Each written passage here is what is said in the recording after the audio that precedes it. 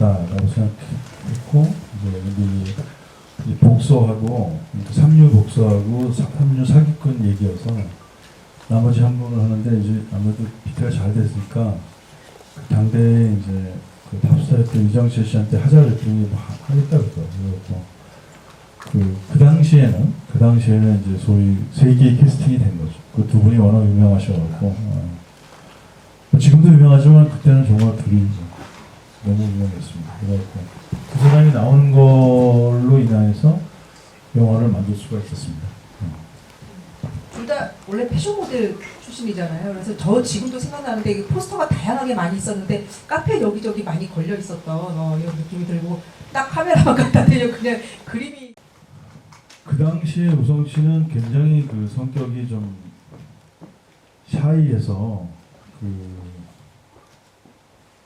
표현을 잘 안 해요. 아주 내성적인 사람이었고, 그리고 자기가 이제 갑자기 영화를 너무 좋아하던 청년이었는데 영화계로 와서 이제 스타가 되니까 비트로 잘 되니까 그 사람들이 막 알아보고 인기 스타가 되고 자기 이제 사진이 길거리 걸리는 거 이런 거를 좀 되게 그 약간 감당하지 못하는 같았어요. 본인이 말로는 그랬어요. 그리고 정재 씨는 뭐 성격이 서글서글하고 좀 활달한 사람이고 그런데 그 두 사람이 만났는데 두 사람이 그 보통 나이가 이제 비슷하면 서로 이제 친구하고 이렇게 하는데 둘이서 아주 깍듯하게 존대를 하더라고요. 그래서 좀 제가 볼 때는 야, 너희 둘이 나이도 비슷하니까 그냥 저 친구해 그런데도 굉장히 서로 조심하더라고요. 그런데 그 아마 우성 씨가 조금 원래 그 이렇게 막 그 사람들을 사귀고 그러는 그 당시만 해도 그렇지 않은 사람이어서 우성 씨가 조심하니까 정재 씨도 조심한 것 같았는데 촬영을 하는 중간에 이제 둘이 조금씩 친해지더니 한 중반쯤 되니까 아주 굉장히 친해졌어요. 두 사람이 친해지니까 이제 장면들이 잘 찍히더라고요. 처음에 서먹서먹하는 장면들은 잘 안 됐는데 둘이 친하니까 이제 편하게 그 하면서 약간 그 두 사람이 마치 진짜 그 조금 서로 성격은 대비되지만 서로 되게 친한 친구 같은 그런 분위기가 좀 만들어졌던 것 같아요.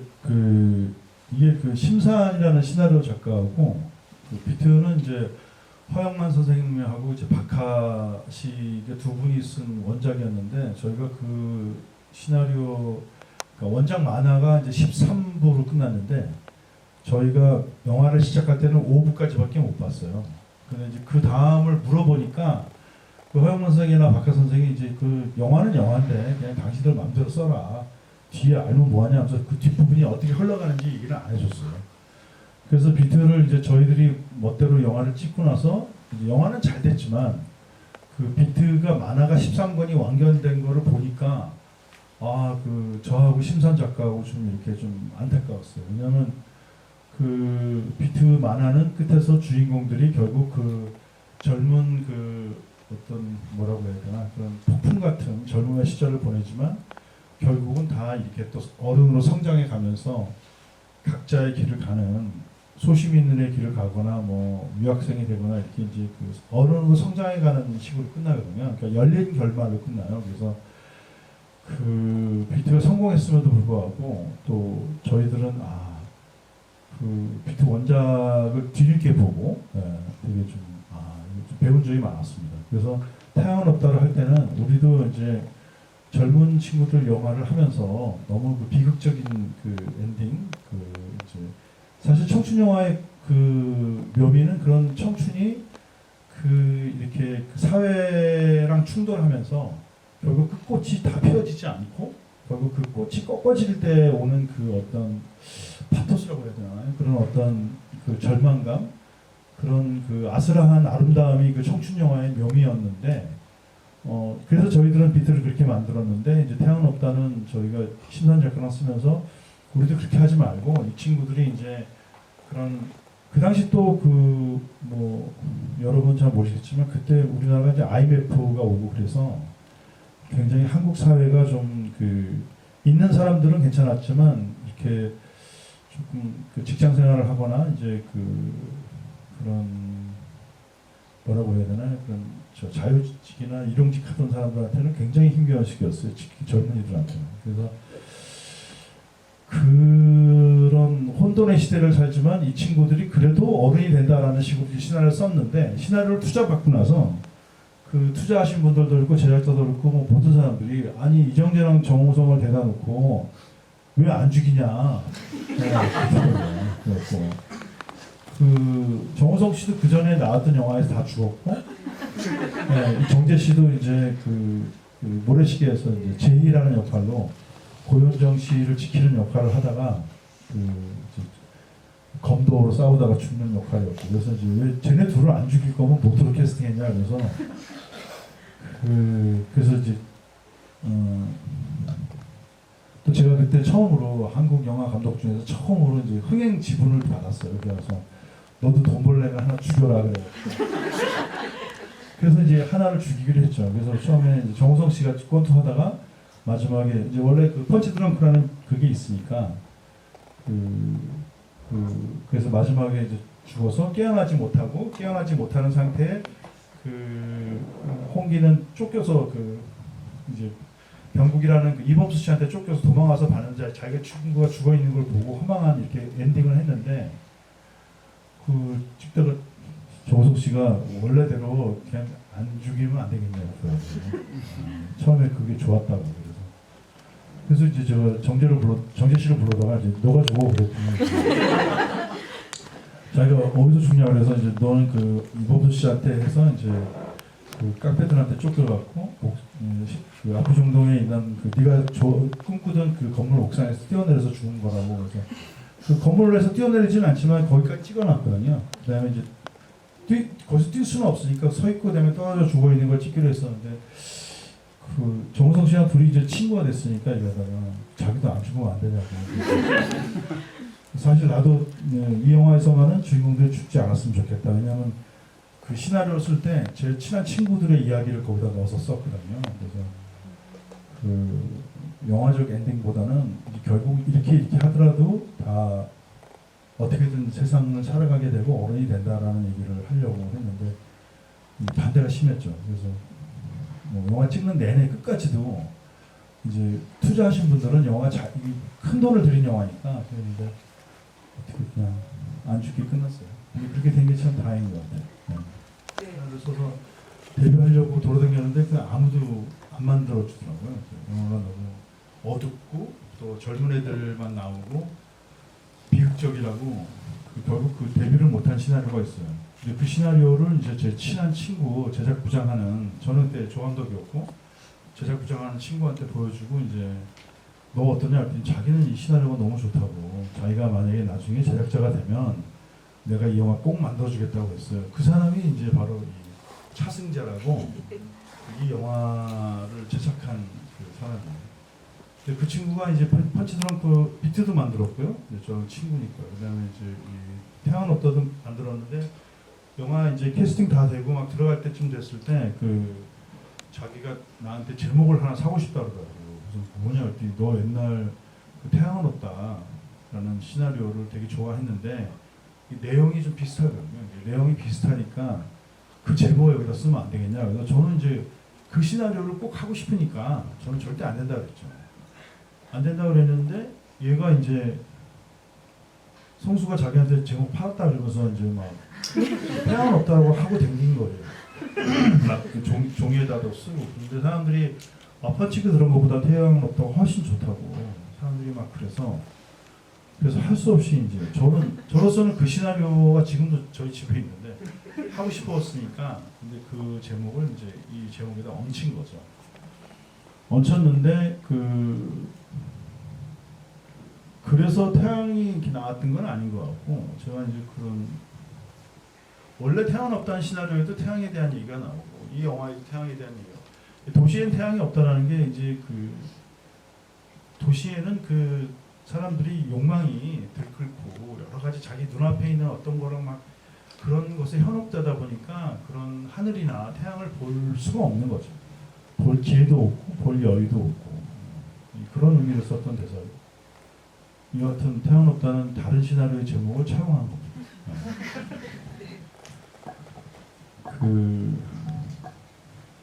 홍기는 겁쟁이죠. 겁쟁이라는 게 나쁜 의미가 아니라 사실 저도 그렇고 난 사람들은 대부분 다 겁쟁이라고 생각해요. 그러니까 그 대신 또 홍기는 꿈을 많이 꾸는 친구고 뭔가 좀 남들보다 더 많이 상상하고 더 많은 그 멋진 미래를 떠올리는 그런 친구들이 있잖아요. 그런 친구라고 생각해요. 근데 그 친구가 그 병국이라는 친구를 만나서 이제 모든 게 다 좌절하고 막 죽을 마음으로 갖고 그래서 정말 죽으려고 자기가 좋아했던 60억짜리 건물에 올라가 죽으려고 하는데 죽을 용기도 없고 그러니까 결국은 그날 이제 권투 경기가 있다는 걸 아니까 그 경기를 본 거는 아니고 경기가 끝날 때쯤 도착해서 그 친구를 찾아간 거죠. 그러니까 그 두 친구가 서로 마음을 터놓고 막 이렇게 지내지는 못했지만 그래도 홍기는 도철에게, 도철은 또 홍기에게 기대는 그런 그 삭막한 도시에서 그 두 사람이 서로 의지할 수밖에 없었다는 의미로 해서 이제 홍기가 가서 경기도 안 봤는데 경기도 안 봤지만 이제 그 도철이의 등을 두드려주면서 너 정말 잘했다고 이렇게 해주는 거죠. 그리고 그 도철이는 홍기가 무슨 일이 있었는지 모르니까 그래도 지금 내가 이렇게 경기에 져서 참담한데 누군가 와서 나한테 등에 이렇게 손을 얹고 나를 위로해 주면은 저 내 돈 훔쳐간 사기꾼 놈이지만 그래도 쟤밖에 없구나 이런 느낌으로 썼습니다. 네. 아주 쉬운 비유죠. 네. 요즘 관점으로 보면 저 좋은 친구가 아닌 것 같아요. 빨리 손절해야 되는 친구인 것 같아요. 근데 이제 제가 나이가 많이 먹은 사람이고 저기 이제 지금 1세기 전 20세기 영화잖아요. 20세기로 가서 그 시절의 감수성으로 얘기하자면 저도 뭐 지금 나이가 먹으니까 이제는 뭐 그 친구들이 이제 다 이렇게 옛날처럼 그렇지 않은데 친구들과 어울려 지낼 때는 소위 뒤통수를 치거나 나를 이용해 먹으려는 그런 친구들이 평상시 너무 잘해줘요 나한테.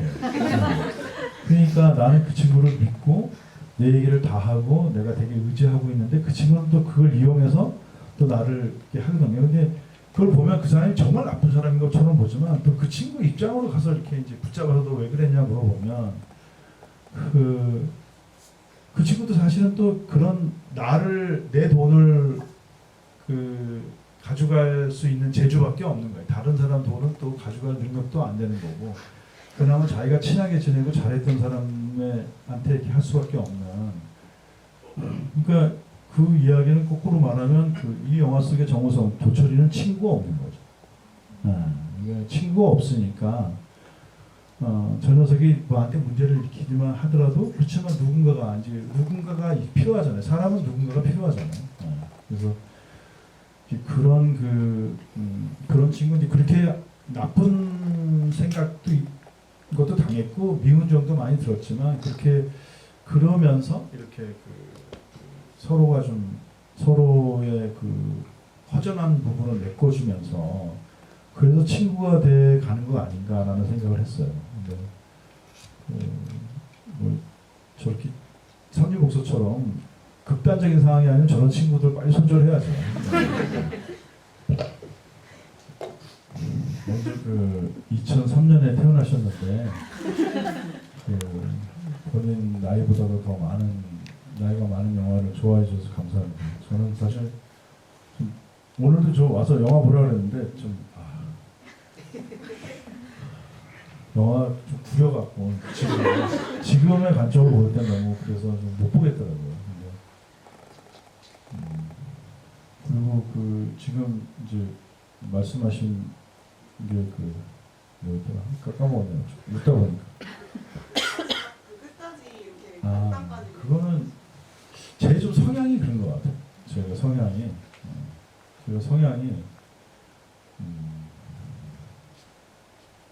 나이가 먹으니까 좀 더 그렇게 되는데 저 원래부터 이 삶이라는 거는 이제 처음에 태어날 때부터 이제 죽음이라는 어떤 종착점을 향해서 딱 가는 거라고 생각하거든요. 대신 그 시점이 어딘지 모르죠. 여기 계신 분들보다는 제가 이제 훨씬 더 빨리 이제 그 순간을 맞이할 텐데 그래서 저는 모든 삶은 결국 궁극적으로 비극이라고 생각해요. 그래서 근데 이제 비극이라는 걸 제가 생각하고 있기 때문에 어차피 이제 비극적으로 인생이 끝날 거기 때문에 저는 그 순간순간을 다 제가 이제 원하는 대로 또 제가 원하는 방식대로 살아야 된다고 생각하거든요.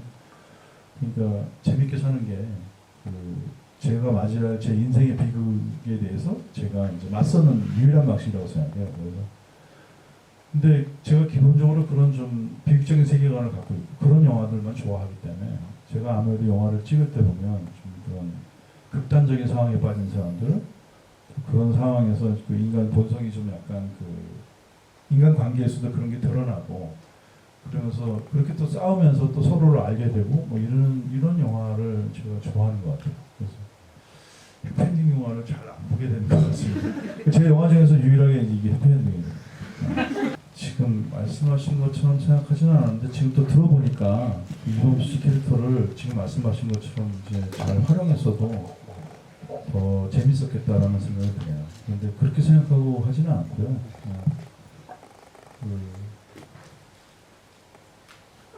그리고 범수 씨 역할이 그렇게 큰 비중이 있지는 않았어요 원래.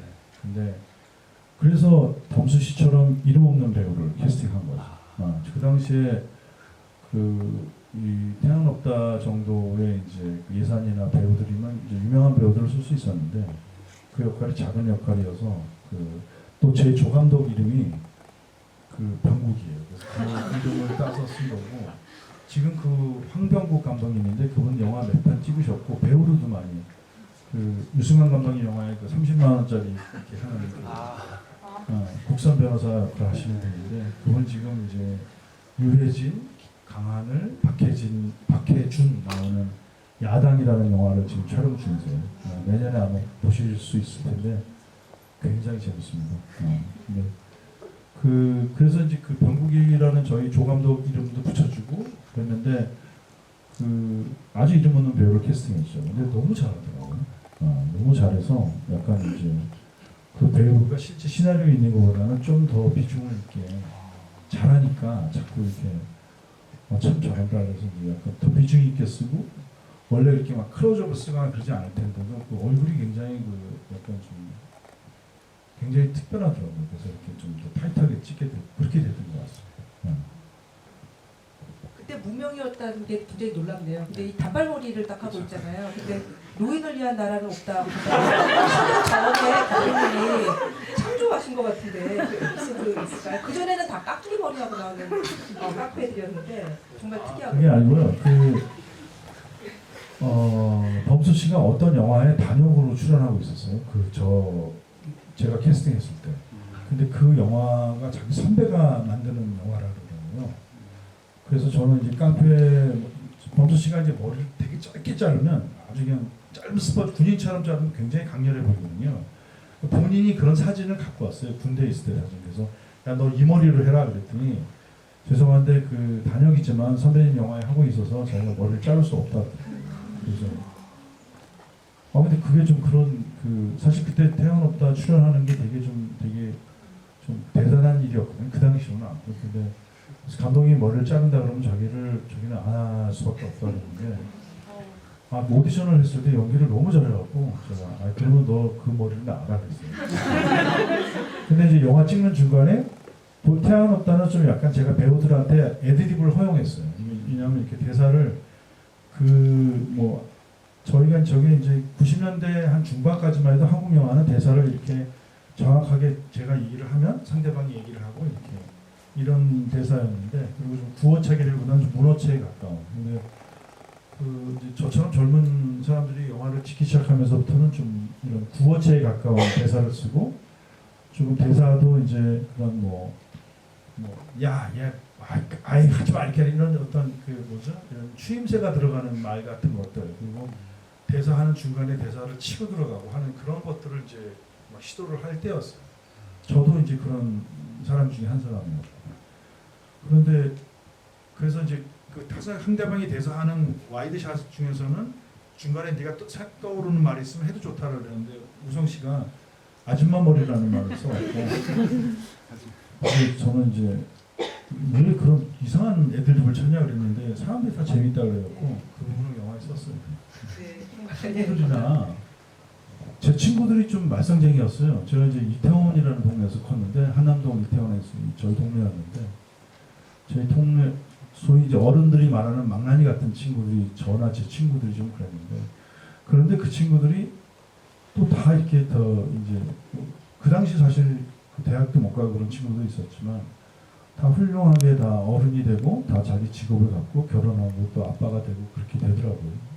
그래서 저 두 사람도 그렇게 되지 않았을까 싶고 이제 저 영화로 그 정재 씨하고 우성 씨하고 친구가 되고 저도 친해져서 이제 셋이 같이 뭐 술 먹고 있는 경우가 이제 그 이래로 쭉 있었는데 홍기랑 도철이는 어떻게 됐을까? 라는 얘기 갖고 저희들끼리 이제 가끔씩 만나면 얘기를 해요. 그래서 성장한 홍기와 도철이를 데리고 영화를 한번 찍어보자라는 얘기를 몇 번을 했는데 그 중에 한 번은 또 시나리오 작가까지 고용해서 한번 시도도 했었어요.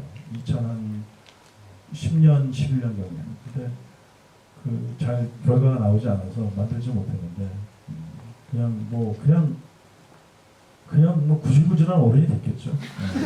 근데 인생이 그렇게 구질구질한 어른을 향해서 나아가는 것 같아요. 대단한 사람만이 대단한 학교를 나오고 대단한 일등이 되고 뭐 스펙이 많고 그런 사람들의 인생이만 대단한 게 아니라 그리고 사실 그런 사람들은 또 그렇게 막 자기가 학교나 스펙 이런 거 쌓는 건 남한테 보여주기 위한 거잖아요. 남한테 보여주기 위해서 뭔가를 쌓는 사람들 치고 제가 이제 나이가 60이 넘었으니까 그런 사람 좀 행복한 사람은 못 봤어요. 항상 그 남의 시선만 의식하고 살더라고요. 근데 저는 이따가 이제 그런 사람들한테 제가 좀 막 말하는 스타일이어서 인간은 남한테 아무런 관심이 없다.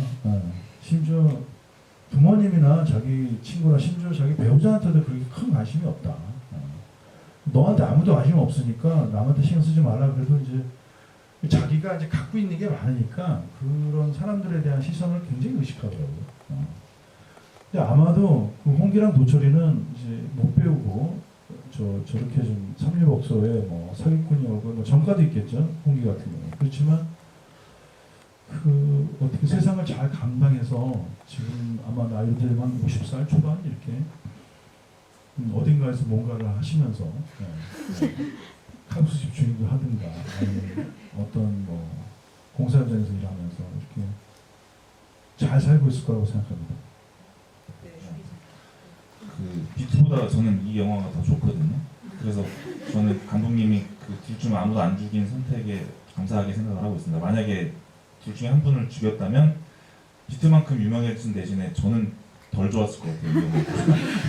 네, 그 정도로 이 영화가 좋은데 질문 드리고 싶은 거는 그 중간중간에 슬로우 장면이 되게 많잖아요. 두 배우가 나올 때. 근데 그때 보면 물론 두 배우가 멋있기도 하지만 달리는 장면이 참 많거든요. 그래서 좀 도시 속에서 발버둥 친다는 느낌을 많이 받았는데 그 슬로우 장면을 많이 넣으신 이유가 하나 궁금한 거야. 그리고 하나만 더 말씀드리자면 이 이후에 좀 큰 영화를 좀 많이 하셨잖아요. 좀 규모가 큰 영화를 좀 많이 하셨는데 다시 이런 청춘 영화라던가 이런 스타일의 영화를 또 하실 생각이 있는지 궁금합니다.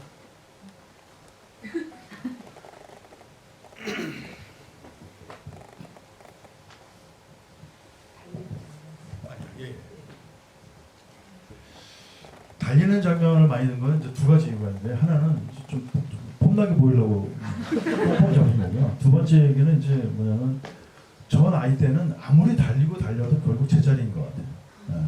그러니까 그 어떤 아까 조금 전에 그 선생님 말씀하신 것처럼 몸부림이라고 했는데 제 아무리 몸부림 쳐봐야 거기가 거기인 거죠. 근데도 이제 그 젊음의 어떤 에너지나 욕망이나 그런 게 있으니까 이제 그렇게 전력을 향해서 뛰려고 하는 것 같아요. 근데 그 뭐 이 연차가 어떻게 되시는지 모르겠지만 나이 먹으면 좀 알게 되는 게 그 시간이 중요한 게 아니라 방향이 중요합니다. 그러니까 젊었을 때 빨리 가고 싶고 빨리 되고 싶고 뭘 하는데 그보다는 방향을 잘 정하시는 게 저는 뭐 제가 이제 나이가 먹어서 꼰대가니까 그런 말씀은 제가 아무리 그 자기가 시간을 단축하려고 제 아무리 넓이뛰기를 하고 높이뛰기를 해도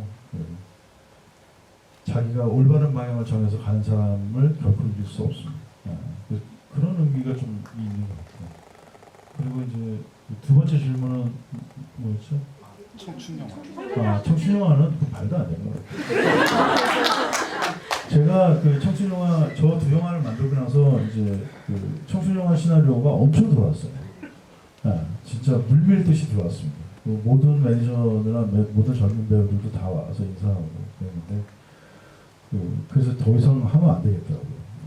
저도 그때는 이제 30대 후반으로 가고 있어서 그래서 이제 중국에 가서 무사라는 영화를 찍었고 그 이후로는 청춘 영화는 이제 감이 넘보지 않습니다. 왜냐하면 그 청춘 영화의 언어는 그 시대의 그 당대의 언어로 표현을 해야지 그 시대의 젊은이들한테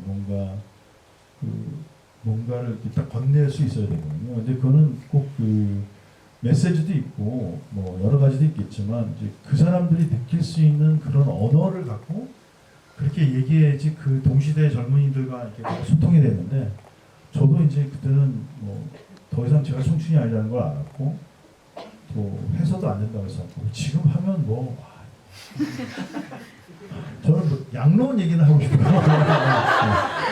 제가 이제 나이가 있으니까 그런 사람들 얘기는 제가 좀 근데 나이 먹으니까 똑같아요. 저 때나 나이 먹으나 나이 먹는다고 저절로 어른이 되는 것도 아니고 뭐 나이 먹고 철이 안 드는 어른들 많아서 그런 얘기는 할 수 있을 것 같습니다. PD하고 여기 이영수 PD님하고 근데 왜 왔어? 제가 고3 때 봤던 영화인데요. 기억이 안 나서. 저희 우리 두 분 PD님이 있어서 그 영화에 대한 그 내밀한 얘기는 제가 드릴 수 없지만